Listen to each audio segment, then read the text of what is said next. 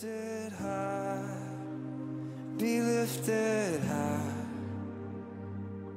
for your glory, be lifted high, be lifted high. 오늘 말씀 보겠습니다. 시편 50편 23절 말씀입니다. 시편 50편 23절 말씀 한 목소리로 읽겠습니다. 시작. 감사로 제사를 드리는 자가 나를 영화롭게 하나니 그의 행위를 옳게 하는 자에게 내가 하나님의 구원을 보이리라. 감사로 제사를 드린 자의 축복이라는 제목을 해서 말씀을 나누겠습니다. 이 감사와 축복은 동전의 양면, 정말 감사의 기적이라는 단어를 또한 사용하기도 합니다. 그래서 오늘은 특별히 오늘 아침에는 은혜에 대해서 얘기를 했는데요.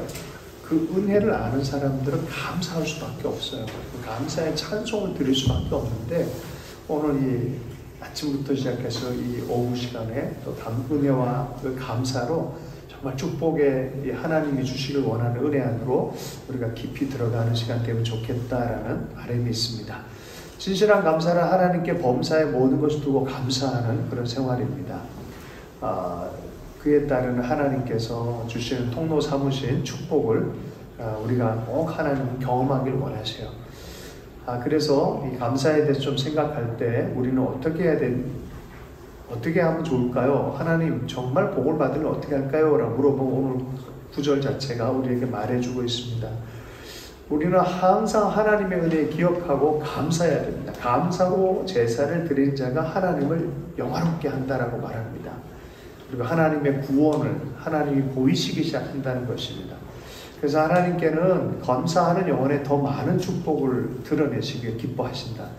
아주 유명한 찰스 스펄전이 했던 이 찰스 스펄전의 이 얘기가 있잖아요. 그 촛불에 감사하면 등잔불에 은혜 주시고 등잔불에 감사하면 별빛을 주시고 별빛에 감사하면 뭡니까? 달빛을 주시고 뭐 그런 이 유명한 구절이 있습니다.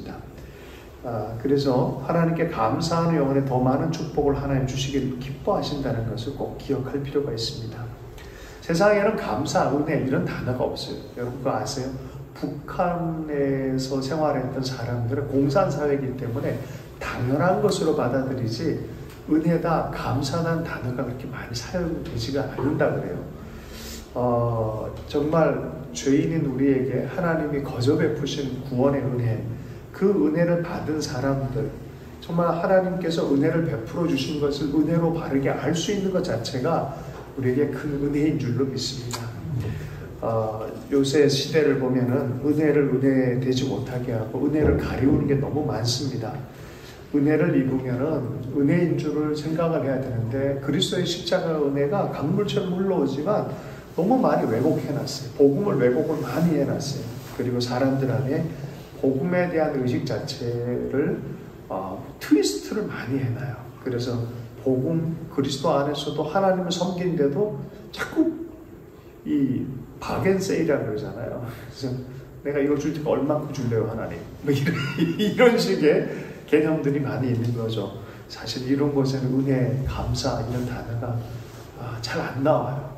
은혜일 때 감사한 거죠. 마땅히 내가 노력한 것을 받는다는 거고 어떻게 감사할 수 있겠습니까? 그래서 은혜의식 위에 우리는 감사가 생기는 것입니다.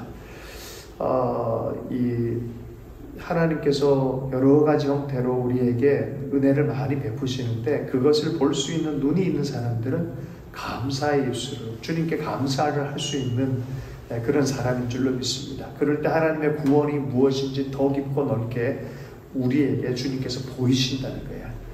그러면 은혜를 생각해 보면은 여러 가지 뭐 공기, 물, 또 햇빛 여러 가지 부분에서 사실 다 하나님께로 받은 거예요. 우리 인생도 그렇고 우리 시간도 그렇고 생명도 그렇고 뒤돌아보면 우리 환경도 그렇고 관계도 그렇고 사실은 참 많은 게 은혜의식이 들어가면 다 감사해져요. 근데 우리에게 참 어렵잖아요. 그죠? 감사하는 게 쉽진 않아요. 왜요? 세상의 조류는 그런 문화는 반문화이기 때문에 반은혜 문화이기 때문에 경쟁하고 시기하고 부딪히고 자기 힘으로 정복하고 뭐 이런 것들이 많기 때문에 이런 은혜와 감사의 문화가 자꾸 희석이 된단 말이죠. 곰곰이 생각해보면 감사할 게 너무 많은데 제가 한번 얘기했던 것 같아요. 너무 당연한 것을 당연하지 않게 받아들인, 예전에 우리 남아공 선교사님 우리 교회 와서 그런 얘기 했잖아요. 이 교회에 당연한 것을 당연하게 받아들이지 않고 정말 새로운 은혜로 왔으면 좋겠다. 안다고 생각하는 그게 아니라 차라리 새롭게 듣고 새롭게 감격하는 게 훨씬 낫지 않을까, 그런 생각을 해봅니다. 이거 알아. 이게 아니라 새롭게 감격할 수 있다면 좋겠습니다. 제가 옛날에 제 논문을 쓴 거를 내가 쓴 거인 줄도 모르고 레포트 월드에서 봤는데 글이 너무 훌륭했잖아요. 너무 크게 감격. 야, 신대원 선생이 어떻게 이런 글을 쓰냐고, 도대체 누구야 하고 봤다 제 이름을 발견했잖아요. 제가 쓴 글을 누가 거기다 올려놨더라고요. 얼마나 감격했길래 감격이 되는 거죠. 차라리 기억력을 잃어버리더라도 감사를 찾는 게 낫지 않을까, 감격을 찾는 거. 그래서 우스갯소리로 그런 얘기 했잖아요. 아버지, 늙으신 아버지가 엄마한테 너무너무 잘해주더라는 거죠. 나이스하게 해주더라는 거죠. 왜 그러냐면 치매가 들어가지고 이 아줌마가 천으로 보니까 새로운 사람을 보이니까 우스갯소리 그래서 감사할 수 있는 그 신선함, 새로움, 이게 은혜예요. 우리 삶을 새롭게 보고 감사할 수 있게 보는 것 자체가 이게 놀라운 은혜다라고 말합니다. 그러므로 오늘 우리가 은혜에 감사 찬양을 할 수 있으면 좋겠고, 매일매일마다 신선하게. 예레미야는 이걸 알아요. 예레미야는 뭐라 그랬냐면 날마다 new every morning, 아침마다 새롭고. 아는 은혜야. 또 뭐 그때 그거겠지. 그게 아니래.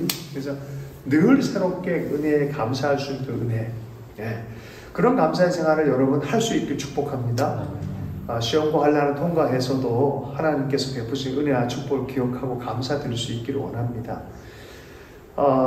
하나님께 원망하지 않고 감사로 이렇게 다 되어진 것. 제가 욥기서를, 우리가 이제 바이블 타임즈에서 욥기가 시작되어지는데 욥기서를 보면요, 사람들이 어떤 거를 의문시 되어지고 고통에 대한 이유를 알고 어떤 논리적으로 알아서 이해해서 뭐가 풀어진 게 아니에요. 뭐를 이제 풀어질 때 우리 인생이 풀리냐면은 하나님이 누군지를 알면 풀려져요, 이게. 그러니까 나랑 친밀함으로 다가오시고 나와 함께 하신 그 하나님이 누군지를 아는 거예요. 내 인생의 의문이 풀려서 이게 감사로 변하는 게 아니라 하나님이 누군지를 아는 그 순간에 나는 이해를 다 못하지만 그분 때문에 모든 거를 감사할 수 있는, 어떻게 보면은 정말 이해하지 못하는 게 세상에 얼마나 많아요. 솔직히 이런 저런 거 보면 정말 주님 나라 가서 마지막에 다 물어보고 싶은 게 얼마나 많습니까? 그런데 I don't know tomorrow what happened, 뭐지 그 노래 중에 I can 내일 나는 안 해. 그리고 살아계신 주 나의 참된 소망. 그리고 영문으로 보면은 내가 내일 모르지만 나는 확실히 아는 게 있다. 그게 주님의 손안에 있는 걸 내가 안다. 그러므로 내가 살아계신 주 찬양하고 간다라고 하는 이제 그런 찬양 안에 나가는 거죠. 그래서 우리가 받은 은혜를 감사할 줄 모르고 불평하고 불만하고 또 하나님의 말씀과 연대한 그런 생각의 훈련을 하지 않는다 그러면 이게 점점 성경을 떠나고요, 성령의 인도함을 떠나고요, 어느 순간 보면은 은혜보다는 축복받는 길보다는 괜히 내 마음을 내가 만들고 싶어하는 쪽으로 점점 가버립니다. 그러다 보면은 희한한 놈, 별 이상한 놈, 뭐 이런 놈 있잖아요. 나도 모르게 그런 수준으로 가버려요. 우리 인생이 그렇게 가는 거예요. 그럼 감사하길 축복합니다. 그래서 첫 번째, 그래서 하나님의 항상 은혜에 기억하고 감사하는, 그것이 은혜인 걸 알고 또 감사하는 그런 사람 되기를 바랍니다. 두 번째는, 감사는 우리의 마음밭을 가꾸게 합니다. 이건 삶의 태도예요. everything is, 제가 옛날에 사회 공부를 할 때 이렇게 외웠었어요. 태도가 매우 중요하다. 태도가 사행습인 이런 식으로 외우기도 하고, 어떤 사회적인 상호작용을 통해서 어떤 습관들이 생기고 사회적인 공유하는 습관들, 태도들이 생긴다는 거예요. 감사도요, 이렇게 한두 번 하다 보면 마음의 밭이 갈아엎어지고 마음의 태도가, 마음의 근육이 형성되기 시작해요. 네, 요게 되게 중요합니다. 너무 중요한 것 같아요. 그래서 예전에 입술에 피멍이 들어도 감사하라는 훈련을 저희들은 이렇게 영적인 선배들한테 배웠어요. 왜 입술에 피멍이 들 정도로 그러냐? 보이기는 감사할 게 없거든요. 그러니까 자꾸 짜증나고 그러는데 성경 말씀 말고 불평을 하면 안 될 것 같아. 마음을 단련해야 돼. 바르게 단련하는 그런 하나님의 은혜의 통로가 있으니까. 그래서 속이 상한데 여기 이렇게 나오는데 요건 할 수 없어. 그래서 훈련됐잖아요. 말씀 아니까. 그럼 어떻게 해요? 꽉 깨무는 거예요. 그래서 이러다가 입술에 피멍이 드는 거예요. 그래서 깨물어 감사해야지 이렇게 하는 거예요. 이게 입술에 피멍이 들어서 감사하라는 의미가 그런 의미입니다. 원망해버리고 싶을 때 있어요. 불평해버리고 싶을 때. 때로는 너무너무 힘들어가지고 울어버릴 때 있어요. 괜찮아요. 잠깐 울어도 괜찮아. 하나님 다 이해하세요. 그러나 그것을 바라보면서 하나님의 말씀에 내 스스로를 또 기다려주고, 스스로가 스스로를 기다려주고, 또 마음의 맛을 갈아엎고 태도를 지키는 것을 다시 돌아가는 복원력이 있길 축복합니다. 감사하십시오. 사도 바울뿐만이 아니라 다윗이 그 훈련이 참 잘 돼 있어요. 자기 감정 안 속였어요. 그러나 메타인지를 하면서 네 감정이 그렇구나 자기 감정도 인정을 해요. 그러면서 격려해요. 말씀으로. 너 안다. 네가 힘든 가운데 있는 거 아는데 힘을 내라. 너 하나님 말하라. 스스로에게 계속해서 그 훈련들을 했던 것을 보게 되어집니다.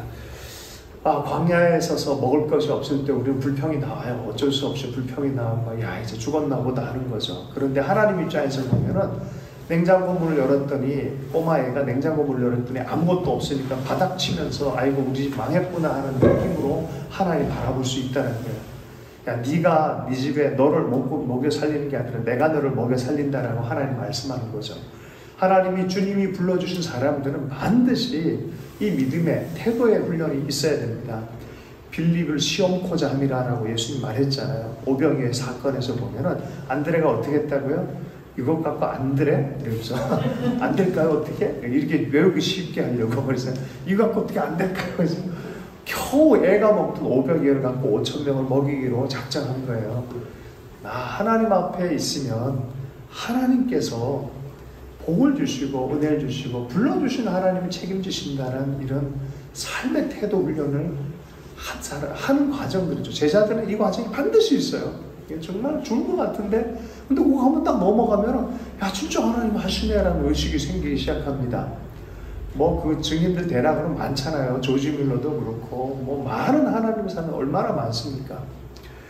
그러므로 혹시 우리가 걱정 가운데 원망 가운데 불평 가운데 또 내 생각과 태도를 지키지 못하고 마음밭을 지키지 못하는 부분이 있다면 빨리 갈아엎어야 돼요. 갈아엎어서 부드러운 마음이 되도록 해서 오병이의 기적이 나타나는 그런 삶의 현장으로 우리가 주님께서 부르시고 계신 걸 확신하고 나가길 원합니다. 다윗이 이런 부분에 있어서 참 많이 경험을 했잖아요. 역경도 많이 경험했고 역경 중에 항상 하나님을 찬송했고 참 이게 기도가 안 될 때는 혹시 악기 다루는 사람들은 참 좋은 것 같아요. 저도 어떤 때는 정말 기도가 안 될 때가 있거든요. 그럴 때 기타를 딱 잡으면 1시간, 2시간이고 하나님께 머물 수 있는 이게 생기더라고요. 그래서 악기를 다루는 게 내가 보니까 내가 다윗이 기도를 하고 싶은데 기도가 안 돼서 비팔 든 것 같아. 비팔 들면서 1시간, 2시간 하다 보니까 기도도 뚫리고 막 마음도 뚫리고 아마 그러지 않았을까 하는 그런 생각을 해봅니다. 감사하면서 하나님부터 또 새로운 생각, 새로운 마음, 새로운 계획, 하나님 용기 주심 이것을 얻고 또 앞으로 나가고 자기의 생활을 파멸로 가자 불평과 불만으로 하나님 원망하는 거 끝나버린 그게 아니라 하나님께 감사하고 찬미하는 그런 태도들을 가지고 나아갈 때 하나님이 그 태도 가운데 창조적이고 생산적인 삶을 살 뿐만이 아니라 다른 사람들에게도 축복의 통로로 살아가는 여러분 시험해 보세요. 불평하지 말고 정말 어려워도 감사하고 감사합니다. 고맙습니다. 이런 마음으로 살아가십시오. 제가 심리학을 되게 좋아해요. 요 근래 앞으로 한 3, 4년은 더 공부할 것 같아요. 제 개인적으로. 왜냐하면 인간에 대해서 지난 100년 동안에 정말 많은 학자들이 연구를 많이 했는데 요 근래 이제 서울대학 쪽에서 연구해서 공부를 참 많이 하고 온 어떤 정신과 의사 선생님 분이 계신데 그분의 트랙을 쫓아서 이렇게 듣고네요. 근데 아주 좋은 내용 중에 하나가 뭐가 있냐면 많은 사람들이 실패를 거듭하게 되면은 한 여러 가지 자기가 아주 작아진다는 거예요. 그런데 그 중에 아주 특이한 사람들이 있다는 거예요. 안 작아지는 사람들이 있다는 게 뭐냐면은 정신승리라는 사람들이 있다는 거죠. 정신승리. 이 고통은 나에게 나중에는 더 좋은 것을 하기 위한 어떤 것이다. 이런 식으로 긍정적으로. 나쁘지 않잖아요. 자, 그런데 문제는 그것이 하나님으로부터 비롯되지 않으면 어떤 내적인 작용이 생기냐면은 사실은 자기 스스로는 정신승리를 하고 있는데 사실은 굉장히 무력해지고 있다는 거예요. 환경에서 수동적으로 되고 적극적으로 나가지도 못하고 수동적으로 점점 된다는 거야. 그리고 자기 분노가 사실 쌓여있어요. 넌 그렇지라고 부정적 판단을 내리면 제가 그렇지요 뭐 수용은 하는데 굉장히 수용을 하는 것처럼 보이는데 자기 자신은 또 굉장히 정신승리를 속에 사실 하고 있어. 근데 이게 묘한 거예요. 정신승리라서 감정적 방어를 하는데 외형적으로 오는 것에 대해서는 사실은 수용은 하는데 분노하고 있는 이상한 감정들이 같이 나온다는 거예요. 차라리 그냥 아픈 걸 아픈 거라 받아들이는 게 훨씬 낫다는 거야. 그때는 아픈 건 아픈 거라 받아들이고 왜 뭐가 문제인지라고 분석할 줄도 알고 우리 하나님 앞에 가져가서 좀 이렇게 숙제처럼 풀기도 하고 다음엔 이렇게 해야겠다 이러진 않고 그냥 정신승리로만 끝나버린다는 굉장히 왜곡된다는. 근데 어쨌든 그 얘기의 맨 끝에 부분은 이런 얘기를 해요. 정말 내연적으로 외연적으로 건강한 사람은 어떤 사람들이냐? 어떤 사람들인 것 같아요? 내연적으로 외연적으로 진짜 건강해지는 사람들의 특징이 있다는 거예요. 그리고 그거는 검증을 했었고 앞으로도 하고 있다는 거예요. 그게 이게 성경 얘기 한마디도 안 하고 하나님 얘기 한마디도 안 하고 철저하게 정신적으로 심리학적인 얘기를 하는 거예요. 뭔지 알아요? 범사에 감사하는 거. 감사에 감사. 그럼 건강해진다는 거예요. 아주. 그리고 그걸 속는 셈 치고 연습 좀 해보라는 거예요. 따라서 옆 사람에게 속는 셈 치고 연습 한번 해보세요. 속는 셈 치고 연습 한번 해보세요. 성경은 처음부터 그랬어요. 축복받는 길이다. 감사해라. 감사하고. 사실 우리가 은혜의식이라는 게 우리 잘난 거 방어하고 정신승리하는 억지로 하는 게 아니잖아요. 하나님 주신 은혜 안에 우리가 사는 것이다. 살아계신 하나님 때문에 내가 감사하기로 살기를 결정하고 하나님이 나를 향해서 계획을 갖고 계시다는 것이지 내가 막 긍정적으로 해서 뭔가를 정신승리하려고 애쓰는 그런 게 아니라는 거죠. 아멘이시죠? 그러므로 하나님 앞에 감사하는 태도의 생각들을 늘 맞추면서 또 옆 사람에게 관계에게 짜증내기 시작하면 옆 사람이 다 짜증나요. 그런데 감사한 걸 자꾸 발견하기 시작하면 고맙고 감사한 거예요. 이번에 우리 사역자들 다 아파가지고 아무도 없으니까 아무도 없는 그 모습에 갑자기 감사한 마음이 들더라고요. 아니 없는 게 감사한 게 아니라 그동안 함께 했던 그 자체가 너무너무 고맙고 감사하더라고요. 그래서 그렇더라고요. 모든 상황 안에서 감사의 어떤 마음들, 태도들이 잃어버리지 않는 것이 우리에게 축복이 된다는 것을 꼭 이해하셨으면 좋겠어요. 마지막으로 세 번째로는 감사를 통해 하나님의 능력을 체험하기를 하나님 원하십니다. 축복과 구원을 보이겠다라고 말해요. 구원은 꼭 영적인 구원만 있는 게 아니에요. 영육혼의 전인적인 구원에 대해서 얘기하는 거죠. 하나님께서 우리를 사랑하셔서 독생자 예수님을 보내주시고 정말 몸을 찢고 피 흘리기까지 우리 한 사람 한 사람 구원하셨어요. 사랑하셨어요. 이와 같이 우리는 그 복음의 시각 안에서 보면은 너무나 하나님 앞에 귀한 존재들이에요. 하나님을 사랑하는 존재들입니다. 오늘 아침에도 그 간증 중에 얘기했잖아요. 내가 얼마나 소중한지 잘 몰라요, 사실은. 그런데 정말 몰라. 자녀들은 부모들이 얼마나 자녀들을 사랑하는지 몰라. 그래서 아버지 저를 왜 낳았어요? 뭐 이런 애들은 그냥 보통. 근데 진짜 부모가 돼야만 이해를 하는 부분이 있잖아요. 하나님이 정말 사랑하고 있고 얘야 내가 너를 사랑하고 있다. 얘야 네가 생각하는 그 이상으로 내가 얼마나 너를 사랑하는지 모른다. 너는 내가 기뻐하는 자고 내 사랑하는 자다. 왕같은 제사장으로 하나님이 품어내고 불러주고 인정해주고 세워주고 하는 것들, 그걸 경험하길 너무 원한다는 거죠. 자, 그 안에 있을 때 감사할 때 하나님의 이러한 목소리를 들을 뿐만 아니라 실제적 구원의 역사가 있어요. 비가 밖에 엄청 내리는데 마음이 탁 뒤집어 있으면 어떻게 해요? 한 잔도 못 마십니다. 은혜의 비가 내리는 거는 주님께서 이미 그리스도 통해서 예비하셨어요. 자, 그곳에 우리 목마르면 어떻게 해요? 언제든지 달려가서 주님 그 안에서 위로함을 받고 힘을 얻고 세상을 향해서 위로받으려 하지 마십시오. 거기는 한계가 있고 조건화가 많이 돼 있어요, 세상은. 그리고 뭔가 밑장을 깔아놓는단 말이에요, 세상은. 그러나 하나님은 그러지 않으세요. 언제든지 달려가면 위로해 줄 수 있는. 제가 한때 정말 그게 안 믿어지는 거예요. 나도 아버지 일찍 돌아가시고 하다 보니까 아버지 인정, 사랑 이게 막 느껴주고 싶은데 안 되는. 사실은 알아요. 왜냐하면 성경 공부를 했기 때문에. 사실은 아는데 마음이 안 되는 걸 어떻게 해요? 마음이 안 되는 거를.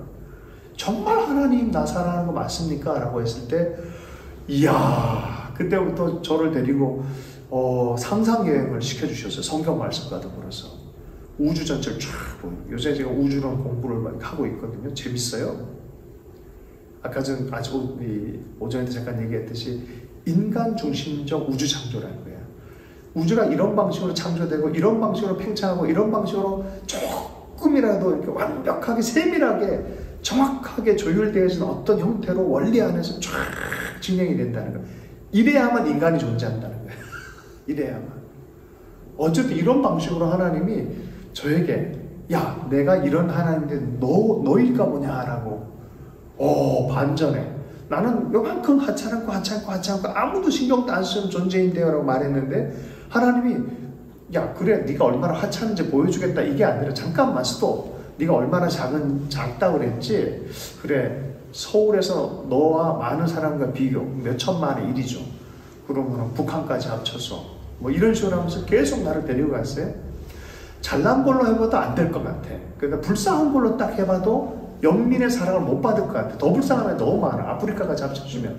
그 게임이 안 돼. 뭐야, 나 이것도 안 되고 저것도 안 되고. 하나님 사랑받는 거에 대해서 나는 도대체 이해가 안 갑니다. 나를 진짜 사랑하시나요? 라고 했을 때 갑자기 이거를 우주로 밖으로 데려가요. 지구 크기 그리고 별들의 별들, 은하의 은하. 그 속에서 보니까 또 먼지의 먼지. 예전에 칼 세이건이라는 분이 우주 전체를 보이저 호 1호가 지금으로부터 세계로부터 우리 지구부터 제일 멀리 가 있어요 지금. 그거를 억지로 나사한테 부탁을 해가지고 카메라를 뒤로 돌리게 했어요. 그 지구를 찍게 했어요. 이야, 요게 지금 유튜브에 떠 있어요. 나중에 찾아보세요. 점이에요, 점. 요 파란 조그만 창백한 점. 이거에 충격을 먹는 거예요. 나는 사실 그걸 보기 전에 하나님이 나에게 상상여행을 그렇게 시켰어요. 너무 하찮은데 그게 아니라 나의 하찮음에 집중이 어느 순간 그렇게 여행을 시켜주는 동안에 우주의 광대함을 품고 계신 하나님으로 점점점 전환이 되어버린 거예요. 내가 아니라 하나님 얼마나 광대하신지에 대한 그 광대함으로 집중하면서 갑자기 한마디 딱 던지는 거예요. 이런데 너일까 뭐냐. 와, 그 순간에 뭐가 한 대 딱 맞은 느낌이었어요. 와, 충분히 나를 향해서 집중할 수 있는 분이구나. 세상에 어떤 사람보다 집중하는 분이구나. 졸지도 주무시지도 않는다는 이스라엘을 향한 하나님의 말씀이 사실이구나. 나 한 사람만 사는데 이렇게 집중하고 이렇게 사랑하시는 분, 그분은 그런 능력이, 사랑의 능력이 있는 분이 확실하구나 라는 마음이 들었게요, 안 들었게요? 아니, 일단 동의 정도 했어요. 마음으로 느끼지 못했어요. 그런데 그때 저녁에 일이 일어났잖아요. 새가 한 마리 들어왔어요, 우리 집에 밤에. 불을 끄고 탁 잡았는데 너무 이쁜 새예요. 근데 너무너무 놀라고 있는 거야. 발탁 놀라고 있는 거예요. 내가 탁 들고 한마디 했다고 그랬잖아요. 뭐라고요? 두려워하지 마라. 놀라지 마라. 이 손은 구원하는 소리다. 딱 하는 그 순간에 뒤에서 딱 때리는 소리. 너는 왜 그렇게 놀라느냐? 너는 왜 이렇게 두려워하느냐? 자, 그거 가지고 제가 또 은혜를 받았게요. 동의에서 반 정도 동감 정도 하지 진짜 나의 직접적인 뭐가 좀 있었으면 좋겠다는 마음이 들었어요. 연타로 한 대 맞았어요. 거의 그 스트라이크 아웃 정도 될 정도로 의식세계에서 하나님과 디베이트를 막 하는데 막판에 하는 홈런 날린 게 요한복음 21장을 읽고 있을 때 그랬어요. 베드로서를 읽고 있는데 베드로에 대한 이야기를 읽고 있었는데 네가 나를 사랑하느냐 베드로. 내가 베드로 참 행복하네요, 하나님. 나도 이 음성 좀 듣고 싶어요. 베드로. 막 그랬는데 그 아침에는 기적으로 사는 크리스천이라는 책을 제가 봤는데, 신방을 갔는데 애가 필요한 집에 신혼부부인데 애가 없어서 기도 제목이 있는데 목사님 한 장 기도해주고 갑자기 전화가 왔다라는 얘기를 듣고 전화를 딱 받는데 저기서 아빠라는 음성이 들린 거예요. 그것이 하나님의 응답처럼 이분들에게 영적으로 다 반응이 돼서 진짜 하나님이시다 라고 다 믿기로 했고, 정말 애가 생긴 얘기를 들었단 말이에요, 아침에는. 그래서 나는 오후에는 이제 베드로를 읽고 있단 말이에요. 베드로 정말 사랑하냐, 진짜 베드로 행복하다. 그런데 갑자기 우리 집에 전화가 왔어요. 그래서 어떻게 할게요? 여보세요. 그때는 핸드폰 이런 게 별로 그거 안 됐던 시대란 말이죠. 전화를 딱 받는데 여보세요 그랬더니 첫 마디가 베드로 형제님. 베드로 형제님. 카톨릭에서 잘못 전화한 거였어요. 잘못 전화한 거지만 나는 이게 막 폭발해버리고 와. 그리고 얼마 있다가 죄인들아 하는 음성을 들은 거예요. 이렇게 일련의 사건이 계속해서 하나님이 너는 두려워하지 않아도 된다. 내가 너 사랑한다. 내가 너 반드시 들었을 거다. 이런 감동들을 계속해서 인도했어요. 그리고 내가 미국의 캔사스시티에 있는 어떤 예배하는 공동체에 갔을 때 우리 형제 한 명이 갑자기 나한테 오더니 하나님 너한테 뭐라고 말씀하신다라는 게 뭐냐 그랬더니 하나님이 너를 베드로라고 그러신다. 그냥 뭐 안 해도 되는데 뒤에 그냥 한 번 더 이제 딱 때리시는 느낌이 드는 거예요. 정신 차려라. 자꾸 마음을 이렇게 외로움, 홀로됨, 인정받지 못함, 거절감, 안 될 것 같은 생각, 이런 생각으로 있어서 짓눌려가지고 하나님 앞에 온전히 나아가지 못하는 그런 모습들에 대해서 저는 연습이 필요했던 것 같아요. 그 시간대가 너무 나한테는 소중한 시간이 됐어요. 한 번은 정말 제 인생에서 제일 바닥을 칠 때 정말 누가 나를 이해해 주겠냐라고 아무도 만나기 싫은데 옛날 다니던 교회 연동교회가 와서 저 혼자 아무도 모르게 뒤에 탁 앉아있는데 십자가로부터 아무도 모르죠. 그런데 십자가로부터 내가 너를 알고 있다라는 그런 감동이 오기 시작해요. 제가 그 감동 받자마자 곧바로 일어났어요. 아시는 분이 있구나. 그분이 알고 계시구나. 그러면 됐다. 할렐루야. 때로는 우리가 당장 잡히지 않고 당장 뭔가 아니어도 그 하나님을 인격적으로 알고 나서는 감사할 수밖에 없어요. 인내하면서 감사할 수밖에 없는 거죠. 감사하기 시작할 때 하나님의 능력을 경험하기 시작한다라고 말합니다. 욥에 대해서 우리는 잘 알고 있습니다. 자녀와 재산과 몸의 악천 여러 가지 다 잃고 그 모든 과정의 뒤에 보면 하나님이 다 보고 있어요. 하나님도 자랑스러워하는 욥이었지만 얼마나 보면서 안타까워하고 또 용기 내게끔 그런 마음이 있었겠습니까? 그런데 끝까지 얘기를 안 했어요. 끝까지 얘기 안 했어요. 집중시킨 건 뭐였어요? 하나님이 누군지에 대해서 알게 하는 거예요. 세상 모든 창조의 원리에 대해서 물어요. 질문을 해요. 코칭 스타일로. 네가 이걸 아느냐? 네가 이걸 아느냐? 모르는 걸 어떻게 해? 그러니까 나는 나고 하나님이시구나. 하나님이시구나. 그곳에 뭔 얘기가 더 걸쳐질 게 있어요. 하나님과 싸울 게 뭐가 있겠어요. 하나님이 나 붙잡고 계신 거 알았으면 됐죠. 하나님이 역사할 거에 대해서 알면 됐죠. 여러분 요셉에 대해서는 시편에서 이렇게 얘기하죠. 말씀이 이루어지기까지 하나님이 이끈다는 거. 말씀이 단련시키고 말씀이 이루어질 때까지. 요셉이 뭘 알아서 아니에요. 이끌림 당했어요. 그냥 끌려갔어요. 상황 자체에 끌려갔는데 언제까지? 그 요셉을 향한 하나님의 말씀이 이루어질 때까지 단련시키는 거예요. 이거 확신할 필요 있습니다. 그 부분에 관해서 하나님 신뢰하십시오. 번지점프 뜻이 신뢰해도 괜찮습니다. 이런 모든 과정이 시련과 한란처럼 다가올지 모르지만 결국에는 하나님 만유의 주 예수 그리스도 온 세상과 하늘과 땅을 상속하는 그 예수 그리스도 안에 우리를 다 연결하려는 하나님의 작전이시죠. 이런 모든 걸 다 통과하고 나서 불필요한 모든 요소가 다 제거되고 불을 통과하고 물을 통과하고 하나님의 자녀다움, 상속자다움, 고난이라는 게 신비해요. 고난을 통과하면서 결국은 하나님의 하나님다움을 이해할 뿐만이 아니라 굳건한 믿음이 우리 안에 생긴다는 거예요. 그리고 범사에 감사하는 그 결과가 뭐가 되냐? 그래서 사도 바울은 뭐에 감사하라 합니까? 범사에 감사하라. 뭐에?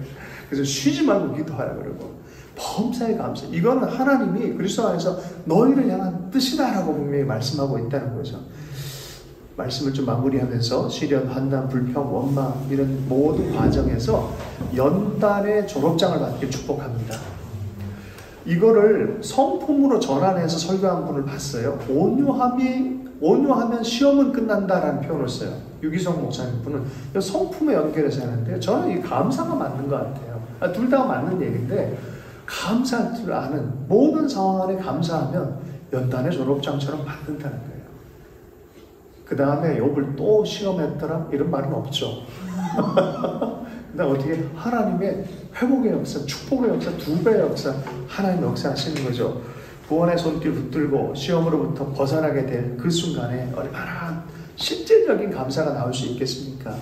여러분 감사는 하나님에 대한 신뢰의 표현입니다. 어떻게 보면 믿음이에요. 이거는 감사는 믿음이에요. 절대 감사는 믿음으로 하는 거지 환경에 휘둘리지 않습니다. 그래서 이 조영규 목사는 그런 얘기를 하더라고요. 감사는 방아쇠고 구원의 총알이 나간다는 거예요. 그 구원은 치료가 되고 응답이 된다는 거예요. 할렐루야. 감사할 때 총알이 팡팡 나간다는 거예요. 할렐루야. 네.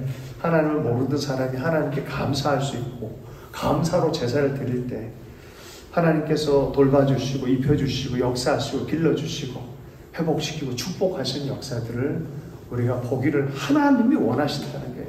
하나님께 감사하는 제사를 드리기를 축복합니다. 느헤미야서에 보면 마지막 회복될 때 감사의 찬송을 막 올려요. 삶으로 또 헌신하고 또 가진 것으로 하나님께 드리기 시작합니다. 그게 감사로 표현되는 거예요. 삶 전체가 감사로 표현되는 거예요. 여러분 인생 끝나고 날 때 어떻게 끝나는 게 좋겠어요? 하나님 감사합니다. 그리고 지체들한테 여러분 사랑해 주셔서 감사하고 너무 고마웠어요. 이게 제대로 산 사람들이죠. 그죠? 그렇게 주님 안에서 살아갈 수 있다면 하나님 기뻐 받으시고 또 우리에게 복된 삶이다라고 칭찬해 주실 줄로 믿습니다. 보잘것 없다고 포기하지 말고 작은 것이라도 감사하고 오병 이어가지고도 감사하고 나 그 어린아이의 마음이 어떨까 이렇게 생각해 볼 때 재밌습니다. 마무리하겠습니다. 하나님의 제단에 감사의 제물을 올려드릴 때 하나님을 흠양하시는 것이 있다는 거죠. 우리가 구하고 기도하는 것에 넘치도록 축복해 주시겠다고 주님께서 우리에게 약속해 주셨어요. 먼저는 우리의 것이 받아들여지려면 감사해요. 우리 감사하십시다. 모든 삶의 현장 안에서 감사하십시오. 좀 이해가 안 가도 감사하십시다. 하나님을 말미암아 감사합시다. 오늘 제가 딱 오는데 하나님 주셨던 마음이 있어요. 단어를 딱 주시더라고요. 쿰바야 마일로드 쿰바야. 쿰바야가 무슨 뜻인지 아세요? 아프리카 오는데 여기에 오십시오. 여기에 오십시오 하는 그런 단어예요. 그래서 사모님을 같이 몇 조를 부르고 왔어요. 쿰바야 마일로드 쿰바야. 주님 오십시오. 여기에 오십시오. 주님. 마일로드 주님 오십시오. 그렇죠. 우리의 마음 안에 오십시오. 그래서 감사로 우리 찬양을 받아주십시오. 이곳에 오십시오. 저는 여기에 대한 기대가 있어요. 우리가 계속 그 하나님 임재의 수위, 하나님을 찬양하는 찬양이 높아지기 원하고 또 여기에도 방해함 없이 예배드릴 수 있는 인테리어 준비가 잘 될 수 있는 우린 계속해서 미리 감사하면서 또 기도했으면 좋겠다는 마음이 있습니다. 네, 오늘 말씀 이렇게 조금 길었는데 나눴고요. 잠깐 중보하는 시간 갖도록 하겠습니다.